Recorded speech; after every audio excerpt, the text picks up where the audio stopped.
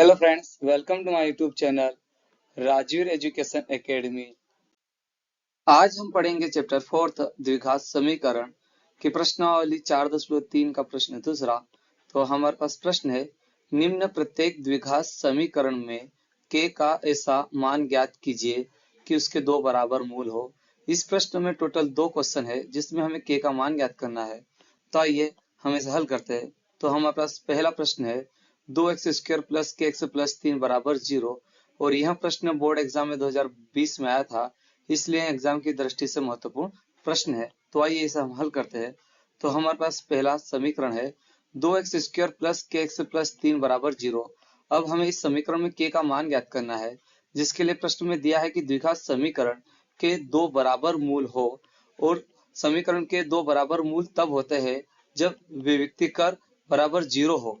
मतलब यहाँ पर विविक्तीकर का फार्मूला होता है b² माइनस 4ac बराबर 0।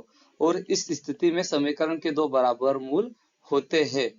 तो हमें जब k का मान ज्ञात करेंगे तो हमें b² माइनस 4ac बराबर 0 लगाएंगे, और b² माइनस 4ac से हम k का मान ज्ञात करेंगे, जिसके लिए हमें समीकरण की तुलना करना होगा। तो हमारे पास समीकरण का व्यापक रूप होता है ax² plus bx plus c बराबर 0 से तुलना करने पर।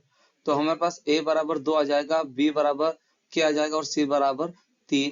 यहाँ पर 2, k और 3 हमारे समीकरण के गुणांक होते हैं, जहाँ a, b और c वास्तविक संख्या होती है। अब हमें k का मान ज्ञात करना है, जिसके लिए हमारे पास फार्मूला होता है b² माइनस 4ac। तो हमारे पास प्रश्न में दिया है कि द्विघात समीकरण के दो बराबर मूल है, तो अतः समीकरण के दोनों मूल बराबर है, इसलिए हम फार्मूला लगा देंगे b² माइनस 4ac बराबर 0।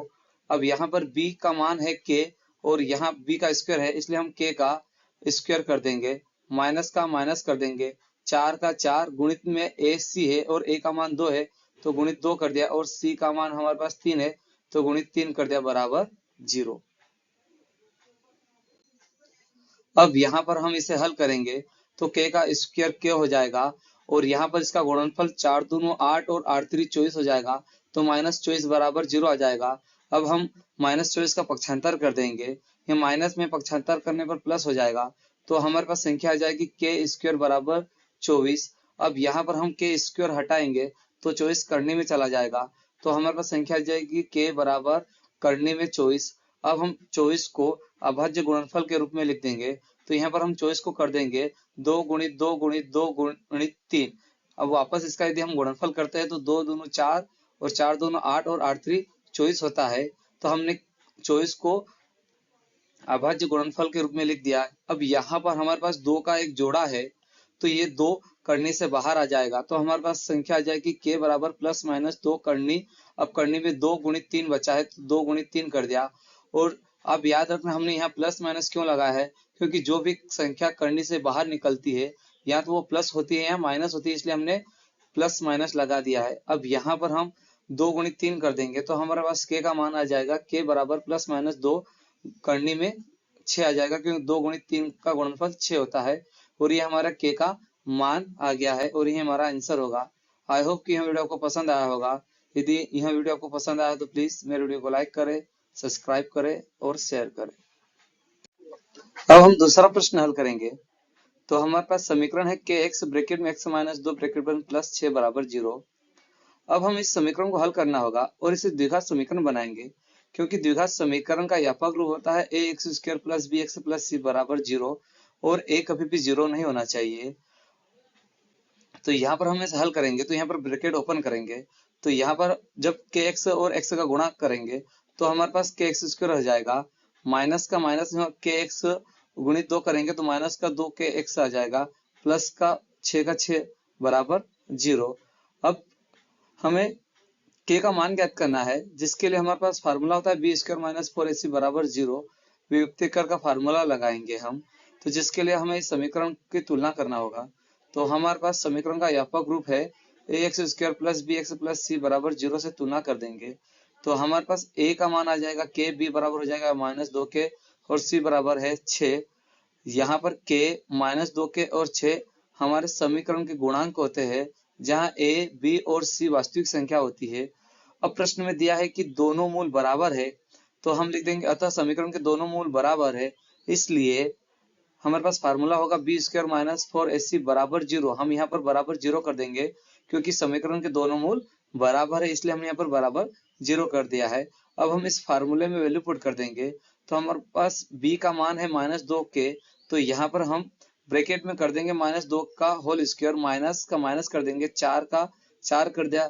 अब गुणित में a है तो a का मान k है, तो यहाँ पे गुणित k कर दिया, और c गुणित में c है और c का मान 6, तो गुणित 6 कर दिया बराबर 0।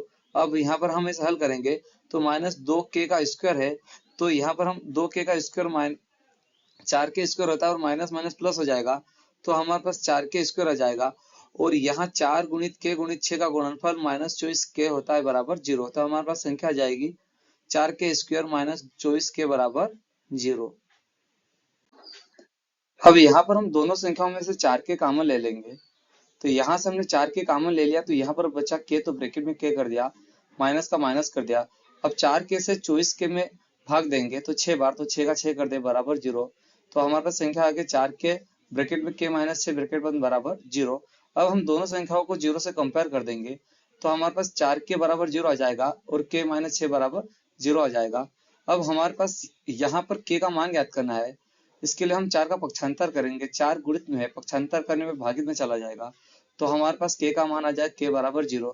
क्योंकि किसी भी संख्या से 0 में भाग देने पर 0 होता है, इसलिए k बराबर 0 आ जाएगा, और यहाँ k बराबर 6 आ जाएगा, क्योंकि यहाँ पर माइनस का 6 है, पक्षांतर किया तो प्लस का 6 आ गया है। अब हमारे पास k के दो मान आ गए, पहला मान है 0 और दूसरा मान है 6। अब हम k का मान 0 नहीं लेंगे, क्योंकि हमारे पास जो द्विघात समीकरण है यहाँ पर k है, और यहाँ पर यदि हम 0 रख देंगे तो ये 0 हो जाएगा, और द्विघात समीकरण की पहली कंडीशन में होती है कि a is not equal to 0, मतलब a कभी भी 0 नहीं होना चाहिए, इसलिए हम यहाँ 0 नहीं लेंगे। इसलिए हम लिख देंगे कि परंतु k is not equal to 0, क्योंकि यह समीकरण kx square minus 2kx plus 6 बराबर 0 को संतुष्ट नहीं करता है, इसलिए अतः k बराबर 6। अतः हमारे पास k का मान 6 होगा, ये हमारा आंसर होगा। आई होप कि यह वीडियो आपको पसंद आया होगा। यदि यह मेरा वीडियो आपको पसंद आया हो तो प्लीज मेरे वीडियो को लाइक करें, सब्सक्राइब करें और शेयर करें। धन्यवाद।